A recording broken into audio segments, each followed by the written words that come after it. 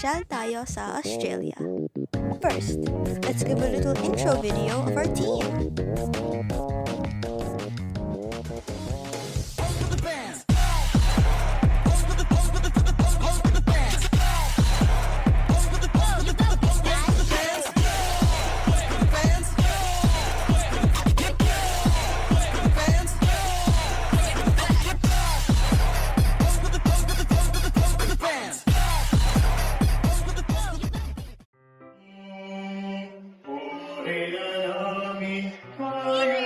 You came just in time. We were to go to a place to go to Australia. Yes, I'm so excited. Would you like to come with us? Aren't you excited to see Australia's unique traditions, cultures, celebrations, and animals and social expressions? I was like, I'm being songs for them. I was like, go down. I didn't even catch any word that you said. Sorry, I think Australia is just so interesting. Did you know Australia is the smallest and coldest continent? Like, can't you believe it? And also the fact that Australia is the last country to be important. Isn't it so interesting? Yes, it is. And I want to learn more about it too. So tara! Masyari tayo! Wow! Look, Addie, we're on top of Australia. Oh, and I remember you saying before that the first European guy to land in Australia was some dude named William Johnson, right? Yeah, he managed to map out the western coast of Australia. But don't forget there were a bunch of indigenous Australians already living there and trading with other islands way before Ryan and his friends arrived. It says here that the indigenous Australians are also known as the Aboriginal people, and that their society was mostly just clans of roughly 25 people. Is that right? Yep. I also know that there were around 600 tribes, 250 languages, and 300,000 to a million people at that time. Tadeo, why are you on this plane too?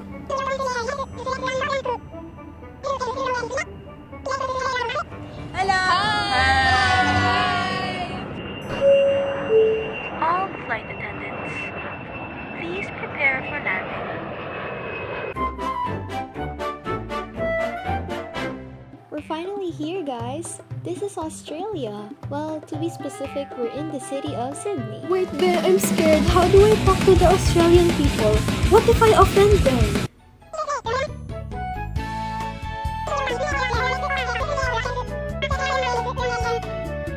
Oh, phew.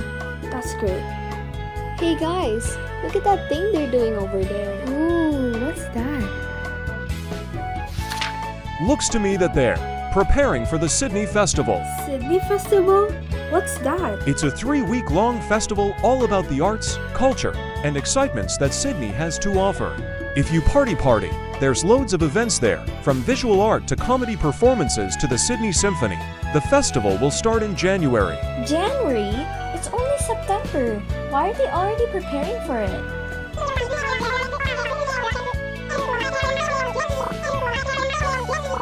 What other celebrations do they have? Let me think. Oh, there's Australia Day, all about celebrating Australia and being Australian. It's held on January 26th every year. There's also Anzac Day, celebrated on the 25th of April. It's about honoring all the fallen soldiers who fought for freedom. There's Natick Week, too. Natick Week is celebrated on the first week of July, and it's all about honoring the native lives lost to colonization and the native culture. Oh, we have to come back to experience some of those events. They sound so cool. Wait, Tadeo, you mentioned Sydney, right? We're actually in Sydney right now. Oh, and there's a cool tourist spot here. We should go. Two, actually. The Sydney Opera House and Luna Park. There's also one that's close to Sydney, the Blue Mountains National Park. Oh, is that so? Let's giddy up, guys.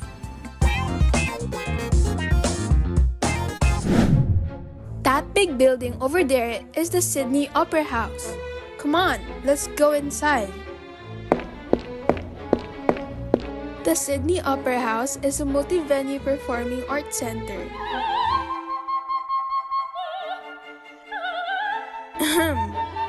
And it's widely recognized as one of the world's most renowned and distinctive buildings, celebrated as a masterpiece of 20th century architecture. With more than 7 venues and event spaces, it is now a host of a wide range of events, such as concerts, ballets, operas, and theater productions. Oops. Let's go out now, guys. Next is Luna Park, Sydney. The park is one of Sydney's most famous landmarks and has made a significant cultural impact over the years.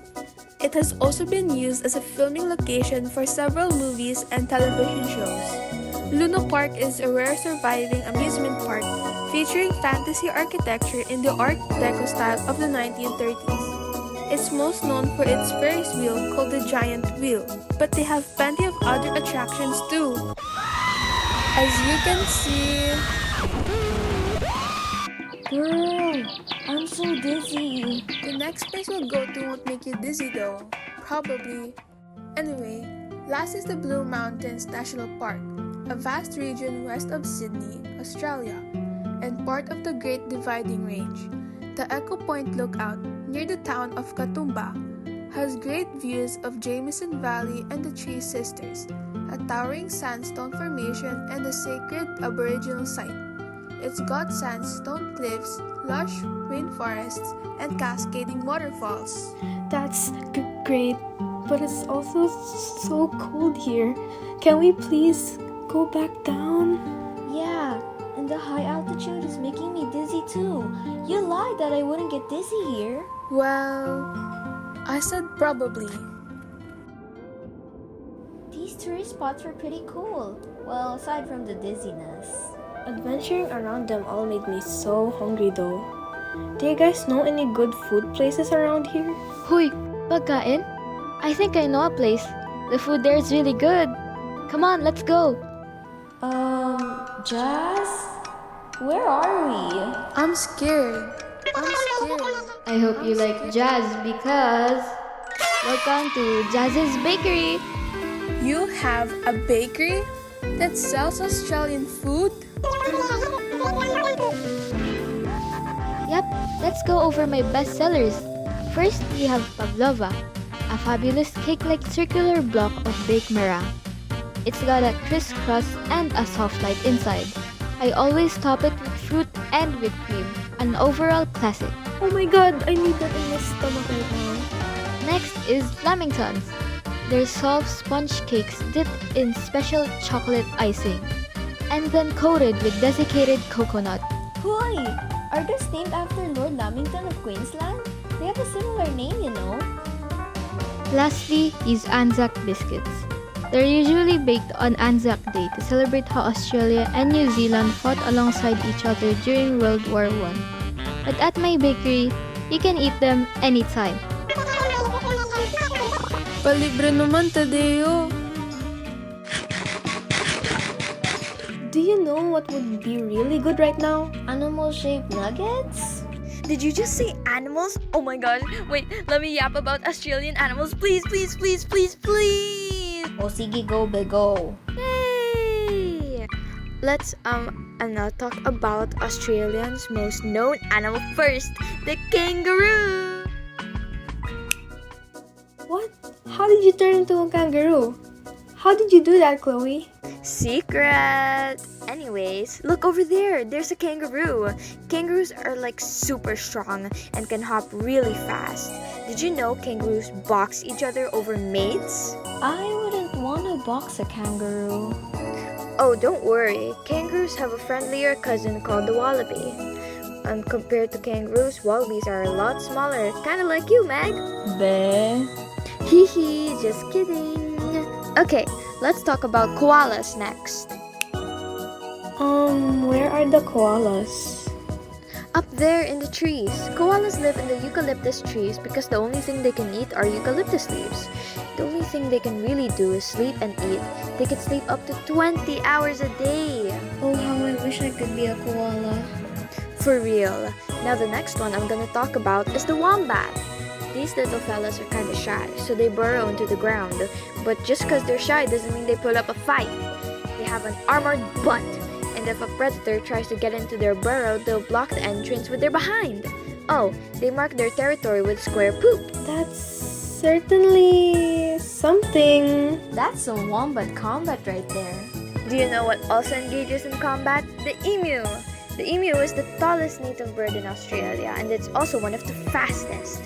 The Australians even had a war against the emus. And do you know who won? The emus! That seems cool though.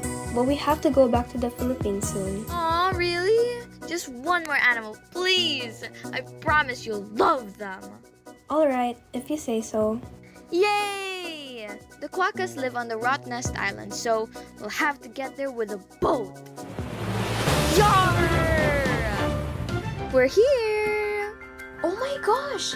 Is that cute little smiling thing over there quokka? Yep, people call them the smiling marsupials because they look like they're always smiling all the time. They're super friendly and aren't scared of humans either, so they make a great friend. Do you want to take some pictures with quokkas? Oh my gosh, can we? Yes, please!